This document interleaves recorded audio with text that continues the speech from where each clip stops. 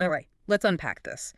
The sheer intensity, a former president's reaction during a recent interview, especially when faced with some, well, pretty direct fact-checking. Yeah, it really makes you stop and think. Absolutely. What's fascinating, I think, is what these moments, these direct challenges reveal about maybe an individual's relationship with facts, verifiable facts, and perhaps their worldview, too. Right. And for this dip dive, we're zoning in on that recent interview, Donald Trump and ABC News' Terry Moran. We're looking at it partly through the lens of a commentary from the David Pakman Show. They're on YouTube. Okay. And their take was strong, calling it Trump's worst interview ever, mainly because of how he reacted to being, fact-checked. Right, a very strong label. Definitely. But look, our aim here isn't just to agree or disagree with that assessment. It's more about really digging into the specific exchanges ourselves. Exactly. Our goal is to give you a focused understanding of those key moments. We want to sort of dissect the core disagreements, pull out the essential insights. Save you some time, basically. Yeah, save you the time of wading through the whole thing, but still give you a thorough picture of what went down. Think of it as your streamlined path to being in the know. Now, our source is a commentary. It has its own viewpoint, obviously. Yeah. But we're going to concentrate on the actual claims, the dialogue between Trump and Moran. The facts of the exchange itself. Precisely. So with that set up, where does this deep dive really start to, well, get interesting? Well, I think a particularly telling point, a real flashpoint, came up around a photograph. It was of Abrego Garcia. Yeah. Trump repeatedly identified him as a member of MS-13. Right, the whole tattoo dispute. Trump was very firm, wasn't he? Saying Garcia had MS-13 literally tattooed on his knuckles. He was. But then Terry Moran directly countered him. Yeah. Stated that actually the reporting indicated the MS-13 part was photoshopped onto the image, digitally added. And that's where things got heated. Oh, yeah. This is where you see a really strong reaction.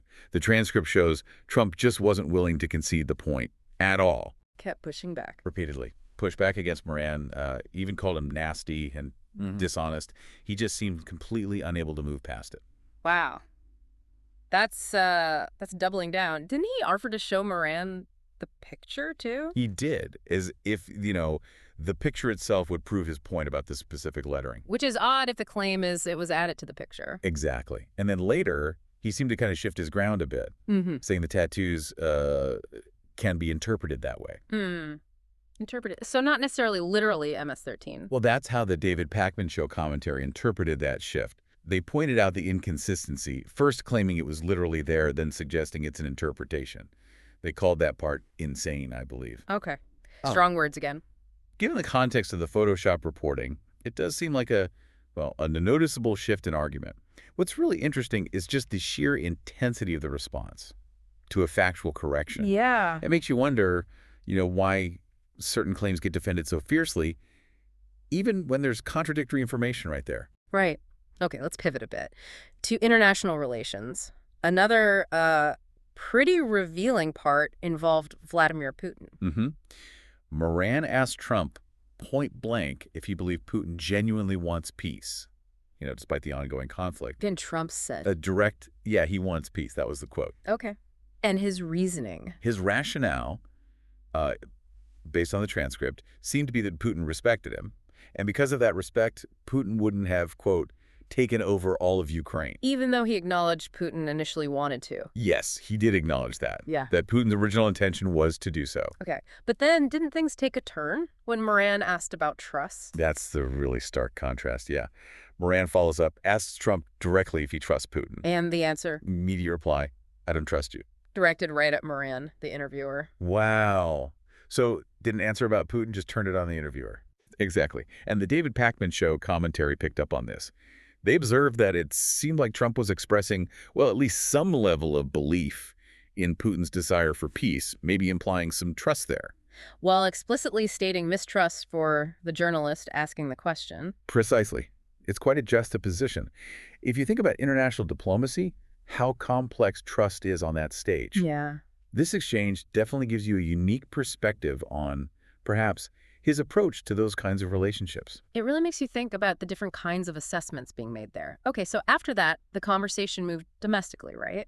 To his own team. That's right. Confidence in his then defense secretary. How did that go? It was shorter, but still pretty noteworthy. Moran asked directly, do you have 100% confidence in the defense secretary? And Trump's response? He said, I'm not 100% confident in anybody, then added that the question itself was stupid. Stupid question. Not exactly a ringing endorsement for the secretary. Well, the commentary certainly suggested it could be seen negatively, for someone in such a critical role, publicly stating less than full confidence. True. But you could also argue it's just a general philosophy, maybe. Not trusting anyone 100%. It could be interpreted that way, sure, but it does bring up that whole aspect of leadership, doesn't it? How you publicly express confidence or lack thereof in your team. Yeah, what signals does that send? How does it impact morale, effectiveness? Good questions. Definitely. Okay, now, let's get to a moment that seems to carry some pretty significant potential implications. This was about Abrego Garcia again, but about deporting him. That's right. This related back to his time as president. Trump actually stated. He said he could have used the, quote, power of the presidency to deport Garcia immediately. Immediately. Even though there was a court order. Yes, even while acknowledging there was a court order. An order outlining a specific legal process that needed to be followed. Did he say why he didn't then? He mentioned having lawyers who didn't want to do it that way, advised against it, basically. And he said ultimately he chose not to intervene directly like that. Okay. But the key thing here, according to the commentary, is that this was apparently an admission he hadn't made publicly before. The idea that he actively considered using presidential power to bypass a specific court directive in that case. that feels significant. A former president saying they considered sidestepping a Supreme Court order. It raises some fundamental questions, doesn't it, about the balance of power, adherence to legal processes, checks and balances, all of that. Absolutely. Okay, one last major area from the interview. The economy, specifically tourism. Right. Trump made the assertion that tourism to the U.S. was, quote, way up. Way up, okay? And Moran came back with a fact check, stating that actually tourism was reportedly down by about 15% at that time. 15% down versus way up. That's quite a gap. How did Trump respond to that correction? Largely dismissed it, seems like. He kind of brushed off the fact check and predicted positive numbers would come out later. Ah, the just wait response. Sort of. He also threw in comments about prices and energy being down as well. Okay, and the commentary's take on this part. The David Pakman Show linked it back to this idea of maybe being surrounded by yes people. You know, an environment where dissenting information, like those tourism stats, maybe isn't welcomed or is quickly labeled fake news. Leading to a potential disconnect. A disconnect between the optimistic claims being made and the reported data available at the time. Yeah. It really underscores that potential challenge, doesn't it? When there seems to be a reluctance to engage with information that contradicts the narrative you want to project. And that pattern assertion, factual challenge dismissal, seemed to repeat itself a few times in this interview.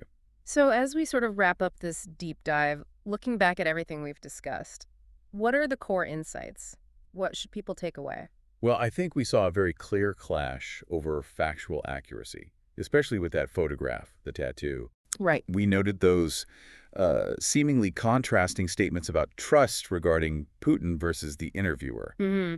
There was that, let's say, less than 100% expression of confidence in the defense secretary. Yeah. Very significantly. Yeah. There was that admission about potentially using presidential power regarding a Supreme Court order. Huge. And finally, those disputed claims about the economy, about tourism being way up when data suggested otherwise. And for you listening in, why does all this matter? Why take this away? Well, this interview really offers a revealing glimpse, doesn't it, into how a prominent public figure engages with facts. Yeah, and with complex international relationships. And with their own team, their own administration. And even with established legal structures like court orders. Understanding those dynamics is just, it's vital, I think, for anyone wanting to navigate the information landscape today, to make sense of it all. Absolutely.